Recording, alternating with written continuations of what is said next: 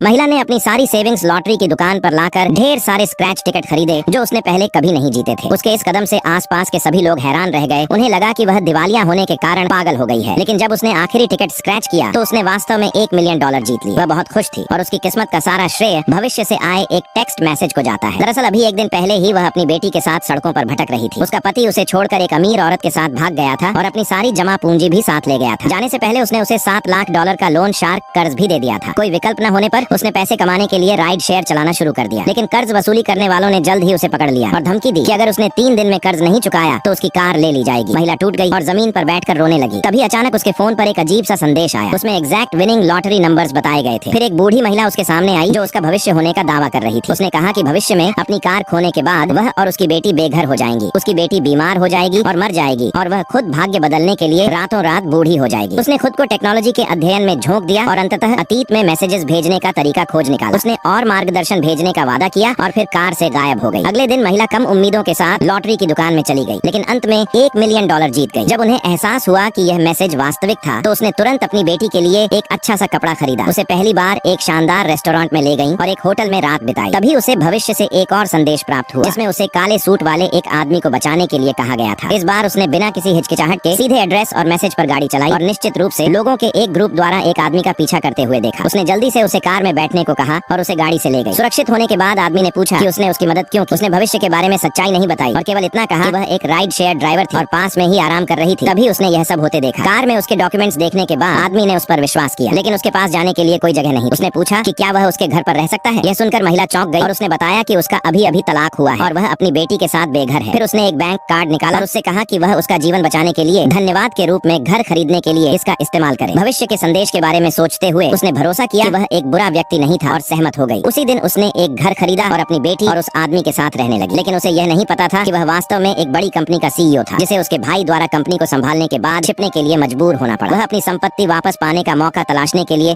उसके साथ रह रहा था। जल्द ही एक और संदेश आया, इस बार स्टॉक टिप के साथ। अगले दिन महिला और आदमी अपनी बेटी को एक सिक्योरिटी कंपनी में ले गए जहां उनका सामना उसके एक्स हस्बैंड और अमीर महिला से हुआ। उन्होंने उसे सिर्फ एक टैक्सी ड्राइवर होने का मजाक उड़ाया और उसे चेतावनी दी कि वह अपनी मेहनत की कमाई को स्टॉक पर बर्बाद न कर। लेकिन महिला पीछे नहीं हटी। उसके एक्स हस्बैंड ने उससे भिड़ने की कोशिश की। उसे नहीं पता था कि अब उसके पास पावरफुल सपोर्ट है। यहाँ तक कि जिस व्यक्ति को उसने बचाया था उसने भी उसे चेतावनी दी थी कि कार स्टॉक का प्रदर्शन इन दिनों अच्छा नहीं चल रहा है। लेकिन समय बीतता देख उसने संदेह को नजरअंदाज कर दिया। उसका एक्स हस्बैंड उसे विफल होते देखने के लिए तैयार होकर उसका मजाक उड़ा रहा था। अमीर महिला ने उसका मजाक उड़ाया और शर्त रखी, अगर वह महिला सब कुछ हार जाती है तो वह सबके सामने घुटने टेक कर माफी मांगेगी, लेकिन अगर वह जीत जाती है तो अमीर महिला हॉल से रेंग कर बाहर निकल जाएगी। महिला तुरंत सहमत हो गई। जब मार्केट खुला तो उसके एक्स हस्बैंड का शेयर गिरने लगा, लेकिन उसने जो शेयर खरीदा था वह 10 गुना बढ़ गया।